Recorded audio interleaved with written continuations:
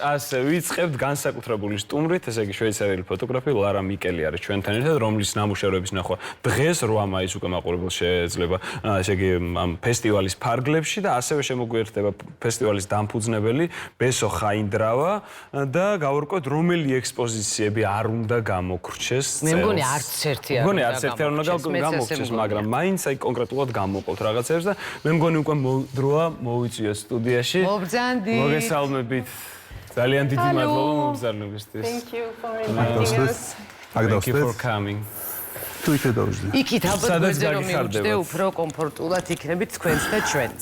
პირველი კითხვა ლარასთან მექნება. უმშვენიერეს ქალბატონთან. რა თქმა უნდა. თქვენ ხელოვნების ისტორიას სწავლობდით და მოდი მარტივი კითხვით დავიწყოთ. რატომ აირჩიეთ ეს პროფესია?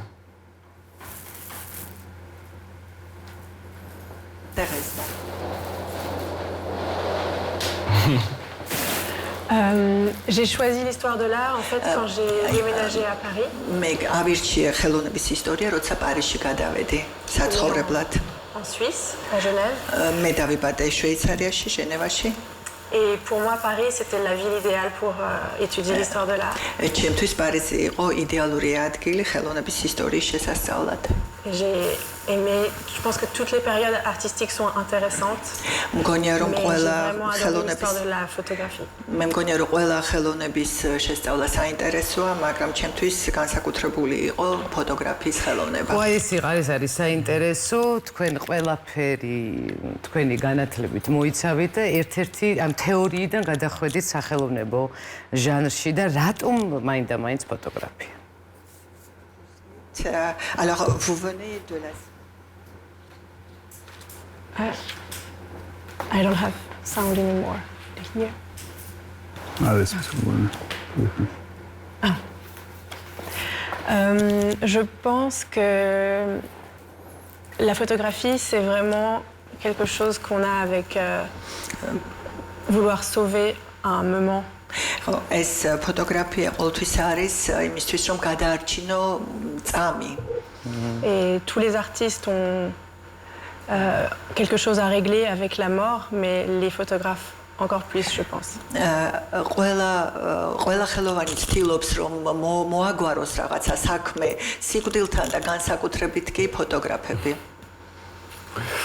ბესო თქვენთან მექნება კითხვა, ჩვენ საუბრობდით იმაზე, რომ უკვე 20 წელზე მეტია ეს ფესტივალი არსებობს და მართლა ძალიან დიდი სიხარულია ფოტოხელოვანებისთვის და ფოტომოყვარულებისთვის, ასე ვთქვათ, ეს ფესტივალი. ისიც მინდა გითხრათ, რომ ეს გმირობის ტოლფასია, რომ 20 წელი მე ვიცი როგორ დაიწყე შენ, რა დროს დაიწყე, რა ვითარებაში და რო შეძელი, რომ აი აქამდე მოგვეყვანა ეს. კი, მადლობა ამისთვის და 2 წლიანი პაუზა, აი ეს პანდემიამ როგორ გააჩერა ეს ყველაფერი და ეხლა როცა რეალურ სივრცეში გადმოინაცვლა ეს ფოტოგრაფისთვის რამდენად მნიშვნელოვანია. და არის თუ არა, ვთქვათ, დიდი განსხვავება იმის მერე რაც იყო. დიდი მადლობა მოწვევისთვის პირველ რიგში ჩემი და ლარასი და მადლობა განსაკუთრებულად ლარას რომ მიეც საშუალება და დამთვალიერების ბოდიშ თქვენ მაყურებელს რომ გაიცნოთ ლარა ესე ფართოდ და ჩვენ მხრიდან ძალიან გვიხარია რომ ლარა მის მეუღლესთან ერთად საქართველოში იმყოფებიან და ჩვენ ამდენი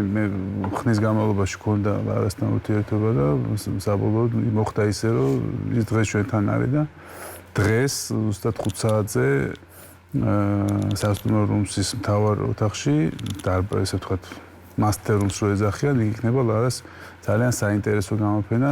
თვითონ დარწმუნებული ვარ, ვინც ნახავს, დაინახავთ განსხვავებას. ზოგადად იმასაც ნახავთ, რამდენად ფართია ფოტოგრაფია და რამდენად დიდ საშუალებას იძლევა ადამიანებს აქვს საშუალება ფოტოგრაფს წარმოადგინონ თავიანთი ხედვა. ეს არის ესეთია ზუსტად ლარას ფოტოგრაფია. რაც შეეხება ჩვენს ფესტივალს, ხო, რა, ლიზა შენს გახსოვს კარგად ნამდვილად, რომელი წელი იყო 2002, როცა დავიწყეთ და როგორ რთული პერიოდი გამოვიარეთ. დღემდე რომ მოსულიყავით. ეს 2 წელი ნამდვილად რთული იყო, მარტო ფესტივალისთვის არა, რა თქმა უნდა, მთელი მსოფლიოსთვის, მთელი მსოფლიო იყო რაღაც გაურკვეველ ვითარებაში ჩაკეტილი, მოდი ესე ვთქვა და ჩვენც მაქსიმალურად შევეცადეთ რომ მოვგებოდით ამ მოცემულობას, რადგან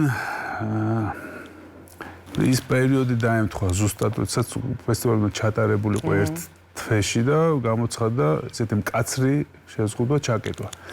ჩვენ ვერაფრით ვერ ვიზავდით ისე რომ ფესტივალი არ გამართულიყო, რადგან დაგეგმილი გამოფენები იყო, ხალხი ჩამოდიოდა უკვე გამზადებული გამოფენები, რომ უნდა ჩამოსულიყო დაახლოებით 20 გამოფენას უნდა გვემასპინძლა და მივიღეთ გადაწყვეტილება მყისიერად, რომ შევსულიყავით ვირტუალურ სივრცეში.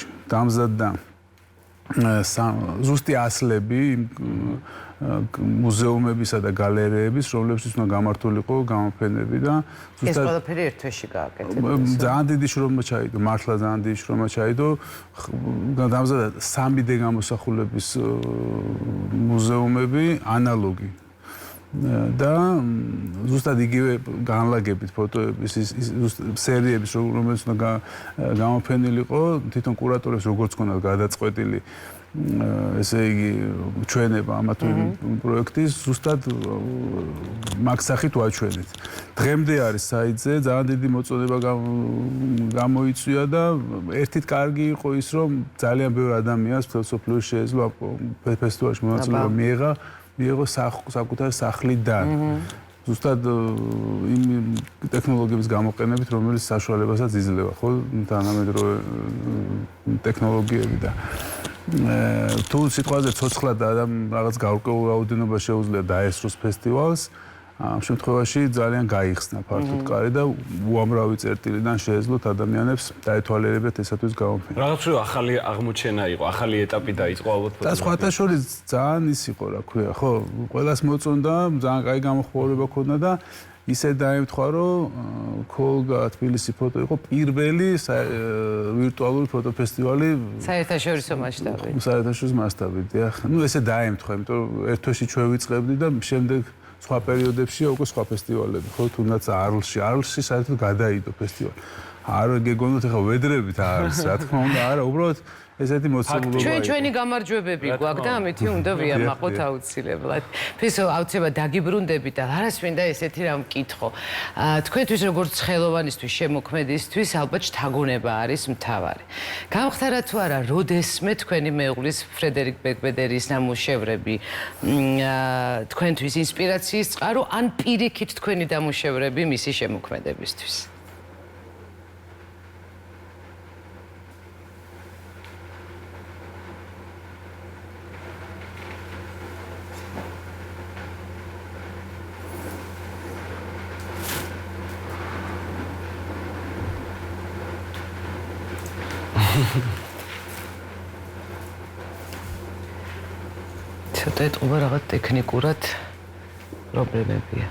Je pense que ce qui nous inspire, c'est de se voir travailler ensemble.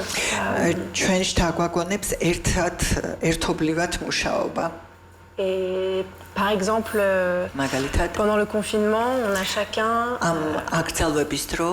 mis sur du papier ce qu'on avait ressenti pendant cet enfermement et cette coupure avec le monde, lui dans un roman et moi sur du papier photographique.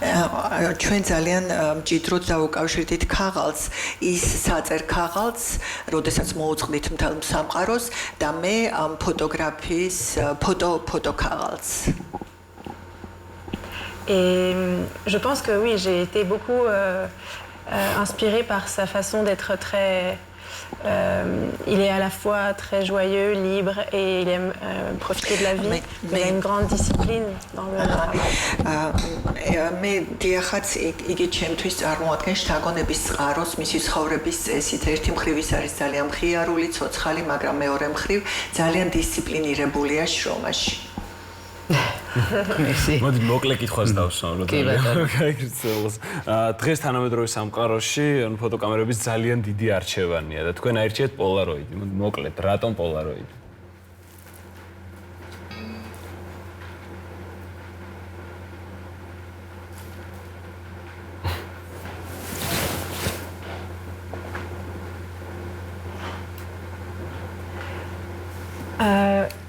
J'ai essayé le Polaroid en 2014 avec une amie qui travaillait dans la mode et qui m'a demandé des photos au Polaroid. ამოვირჩი 2014 წელს, როდესაც მეგობარმა მთხოვა მოდის გამოფენისთვის გამომეყენებინა Polaroid-ი. Et c'était comme une rencontre avec un humain. J'ai eu un coup de foudre pour cet appareil. და ერთი ნახვით შემიყვარდა ეს აპარატი. Parce que il a beaucoup de caractère. Le Polaroid, il est difficile. მას თავისი ხასიათი გააჩნია, ასე საკმაოდ რთულია. J'aime beaucoup quand il y a des difficultés, des challenges à relever. მე მიყვარს ხოლმე გამოწვევების მიღება. Et maintenant, c'est vraiment devenu c'est comme un outil, le seul outil que j'ai pour faire ces photos personnelles. ახლა ჩემთვის ის გახდა ერთადერთი ხელსაწყო dans le petit carré. სამუშაოდ ფოტოგრაფიისთვის. Peut-être qu'il soit très facile à transporter, à utiliser, à tourner vers moi ou alors vers des choses beaucoup plus proches. ეს ერთ კვადრატში ვიყურები და ადვილია გადასატანად და შემოსაბრუნებლად. Je cherche pas la réalité des couleurs, la réalité de la vie, je la vois avec mes yeux et j'ai pas besoin du Polaroid pour მე არ მჭირდება Polaroid-ი ფერების მოსაძებნად და რეალობის მოსაძებნად, მე ამას ჩემი თვალებით ვხედავ. ოკეი. ვისო იცი რა მაინტერესებს, საოცრება მოახდინეთ როდესაც შეძელით, რომ აი ესე უცებ გადაწყობილიყავით და გაგეკეთებინათ ეს ვირტუალური ფესტივალი, თუმცა ახლა დავბრუნდით რეალობაში. ის ვირტუალური ფესტივალი ბევრად უფრო შემოქმედებითი, უფრო რაღაცა ესეთი კრეატიული იყო, იმიტომ რომ მაშინ სამყარო სხვა რეჟიმში ცხოვრობდა. ვისო, რამდენად აისახა აი ახლა ამ შენს ფესტივალში, რა თქმა უნდა, იცი ყველაფერი, რაც ჩამოვიდა, რაც ადგილზე გაკეთდა, რამდენად აისახა ის უმძიმესი 2 წელი, ჯერ პანდემიის, მერე ომის მოვასწარით თუ არა ამის გააზრება ფოტოგრაფიაში შენი აზრით? სხვადასხვა პირველივე წელს თემა იყო პანდემია რა, აი აბსოლუტურად რასაც ველოდებოდით შეიცვალა ეს მოლოდინი და სრულიად გადაეწყო ყველა პანდემიურ გარემოზე, ხო? სერიების რაოდენობაც მეტყველებს, უпроსტად პანდემიაზე გადაღებული სერიების რაოდენობას. აი დღემდე ინერციით მოყვება. დღესაც ერთ-ერთი გამარჯვებული ერთი კადრის ნომინაციაში ზუსტად ამ თემის გამოხმაურება არის. ძიმე იყო, რა თქმა უნდა, თუმცა ნუ ფოტოგრაფებისთვისაც შესაძლებლობა იყო უფრო მეტი ეფიქრათ, უფრო მეტად გადმოეცათ ის გარემო და ის მოცემულობა, რაც ამ პერიოდის სოფლიოში ხდებოდა, ხო, სხვა მიმართულებით. პანდემია ხო არ იყო ერთი ცალკეულ სფეროს ხო არ შეხებია, რა, ეს შეეხო თელ ინდუსტრიას ყველა მიმართულებით. დიახ. როგორც ადამიანურს, ასევე ტექნოლოგიურ ყველაფერს აბსოლუტურად. შესაბამისად, ეს უფრო მეტი საშუალება გახდა ფოტოგრაფებისთვის. მაგრამ რაც შეეხება გავლენებს, ხო, ძალიან დიდი გავლენა აქვს დღევანდელ ომს უკრაინაში. ყველაფერზე მე არ მეგონა, რომ პანდემიაზე დიდი გამოწვევა შეიძლება ყოფილიყო მსოფლიოსთვის, ხო, რამე შეიძლება ყოფილიყო. თუმცა, ნუ, ისეთ გარემოში ცხოვრობთ, ისეთი მეზობელი გვყავს, რომ მის ყველაფერს უნდა ველოდეთ და ნუ რასაც ველოდეთ, მივიღეთ კიდეც, ხო, და შესაბამისად, იმდენად მძიმეა ეს ფონი, ხო, რომ ფოტოგრაფებისთვისაც მნიშვნელოვანი საკითხი არის, ხო? ამიტომ ჩვენ ახლა ფესტივალზე არ შეგვეძლო ამ თემას რაღაცნაირად აგვევლო ამ თემისთვის აგვევლო გვერდი და მოვიწვიეთ უკრაინელი ფოტოგრაფები, რომლებმაც გადაიღეს რეპორტაჟები სხვადასხვა ადგილზე უკრაინაში ამ ომის მიმდინარეობის შესახებ. ეს არ არის სერიები და ეს არ არის ნამუშევრები, ხო ხდებით, ეს არის უბრალოდ რეპორტაჟი, ესეთი ცივი რეპორტაჟი, რომელიც ასახავს ამ უკრაინულ ძალიან დიდ ტრაგედიას, ადამიანურს პირველ რიგში. ადამიანურ ტრაგედიას, კი, და გუშინ გავხსენეთ ეს ფესტივალი, ეს გამოფენა თბილისის ისტორიის მუზეუმში ქარვასლა, სხვა დანარჩენ გამოფენებთან ერთად, მაგრამ ეს არის რაღაც განსაკუთრებული გამოფენა, იმდენად მძიმეა, რომ იყვნენ ხალხი, ვინც ვერ შედიოდა უბრალოდ ამ ექსპოზიციაზე.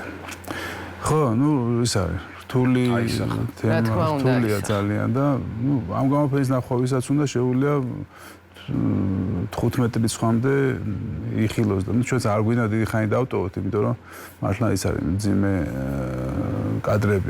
აქ მონაწილეობს 11 უკრაინელი და 1 გერმანელი ფოტოგრაფი. საკმაოდ ძლიერი გამოფენა. გადავიდეთ ახლა სხვა თემაზე. კი, აი ლარასის მინდა და გვეკითხა კონკრეტულად ეს ექსპოზიცია თქვენთვის რას ნიშნავს და ხო და რა მესიჯი გინდოდათ და რაზე გინდა დააფიქროთ მაყურებელი. დამთვალიერებელი ერბელი პროცესი.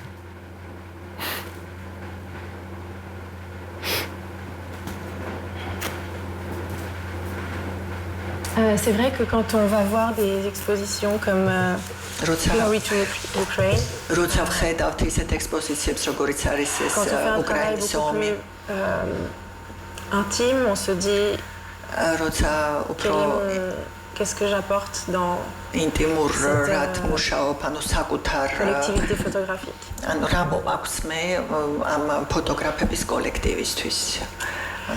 Mais je crois que sous l'aspect peut-être beaucoup plus esthétique et მაგრამ ესთეტიკის თვალსაზრისით j'ai aussi essayé d'exprimer მე ვცადე გამომეხატა comme la vie change როგორ იცვლება en un ცხოვრება instant on a tous წამიერად plus ou moins loin mais c'est vrai que la pandémie ჩვენ ყველანი ერთმანეთისგან შორს ცხოვრობდით მაგრამ პანდემია ყველას ერთნაირად შეგვეხო და ყველა დაგვაახლოვა რადგან ყველას ერთი რამ გვჭირდა pour moi c'est ჩემთვის une façon plus abstraite de peut-être aussi parler de la fin des choses, comment les choses s'arrêtent et changent très rapidement.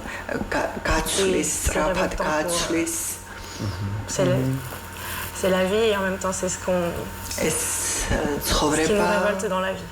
და ეს კიდევ რაც გვაღელვებს, რაც გვაჯანყებს ცხოვრებაში ასეთი.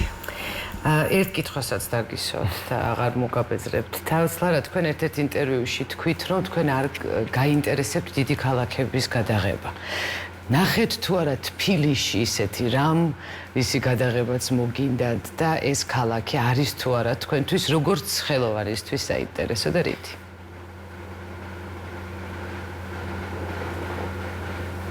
ჩვენთვის რო ეს დიდი ქალაქია ბესო. აბა. და სამყაროსთვის როგორი პატარა. Oui, oui. En fait, j'aime les grandes villes pour aller m'inspirer, m'imprégner. მე მიყვარს დიდი ქალაქები, რომ ვუყურო, ვიყნოსო, შევიგრძნო დიდი ქალაქები ამისთვის.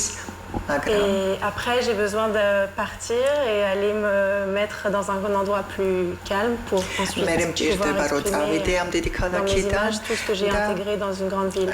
Et je trouve que Tbilissi est vraiment une ville très très შორსავიდე მოვკალაკდე მშვიდ ადგილას რომ შევძლო იმაზე დაფიქრება რაც იქ ვნახე და ვიგრძენი და თბილისი მე ბევრი მოგზაურე მაგრამ თბილისი ნამდვილად განსაკუთრებული ქართული ქალაქია და არსად მინახავს მსგავსი ქალაქი მე ბევრი მიმოგზაურია ძალიან დიდი მადლობა კომპლიმენტარული დაბოლოებისთვის ჩვენი ინტერვიუსით კიდევ ერთხელ უღრმესი მადლობა რომ მობრძანდით და ხართ დღეს ჩვენი სტუმრები ძალიან დიდ წარმატებებს გისურვებთ ორივეს და დღეს ისეთი მნიშვნელოვანი დღეა გამარჯვების დღეა ფაშიზმზე და მე ძალიან დიდი იმედი გვაქვს რომ აი ამ უდიდეს ტრაგედიასაც მალე გამარჯვებით დავასრულებთ ამას თქვენს გისურვებთ ჩვენ თავსაც და რა თქმა უნდა პირველ რიგში უკრაინელ ხალხს უღრმესი მადლობა კიდევ ერთხელ მოგზაურობისთვის და მაყურებელს რომ დღეს 5 საათზე რუმსის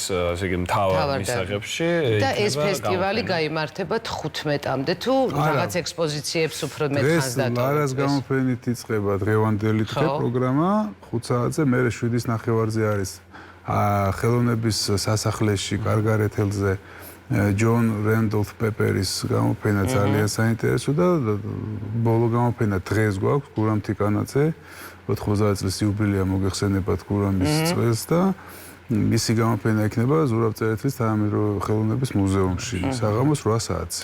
ძალიან დიდი მადლობა. დარწმუნებული ვარ, რომ ძალიან ბევრი დამთვალიერებელი ეყოლება ამ ფესტივალს როგორც ყოველთვის. ეს მართლაც ერთ-ერთი მნიშვნელოვანი სახელოვნებო ის არის, ასე ვთქვათ, ყოველთვის სივრცე და ყოველთვის ძალიან დიდი ინტერესი მსახურებს და მე ძალიან მიხარია, რომ ესეთი მნიშვნელოვანი ფესტივალი ტარდება ჩვენ საყვარელ ქალაქში. ძალიან ბევრი კარგი ფოტოგრაფი მყავს, მე პირადად აღმოჩენილი. არა, საოცარი გამოფენები ყოფილა და მართლაც 20 წელი ეს მართლა რაღაცა საოცარი. და ჩვენი ფოტოგრაფებისთვისაც ასევე ძალიან მნიშვნელოვანია. სტიმული და ამ ბევრ ამას ნახულობენ, სწავლობენ, აქ ვორქშოპებიც არის, ეს ცნობილი ფოტოხელოვანები ხვდებიან ჩვენს ახალგაზრდებს და მოკლედ ძალიან კარგ საქმეს აკეთებენ. ქოლგას Facebook გვერდზე არის ეს მოცემული ვორქშოპებისაც ჩატარდება და ყველაფერი და ამის შესახებ თუ მაყურებელი დაინტერესდება, შეუძლია შევიდეს და ნახოს.